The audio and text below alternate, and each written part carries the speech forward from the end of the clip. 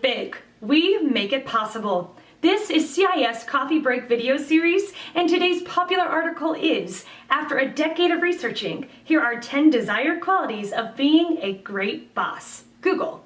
This article not only lists the 10 behaviors of Google's greatest managers, but it also goes into detail with practical tips on how best to develop these behaviors. So, what are these 10 behaviors? Well, I'll list them for you now. 1 is a great instructor. 2 is prolific and results-oriented. 3 empowers the team and does not micromanage.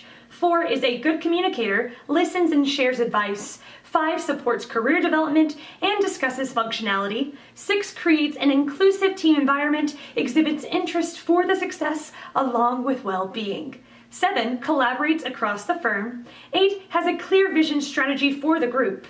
9 has key technical skills to assist and advise the team. 10 is a powerful decision maker. So, there you have it. This has been the CIS Coffee Break video series, and if you want to read the full article so you can find out how to develop these qualities, click on the URL below. Thanks for watching!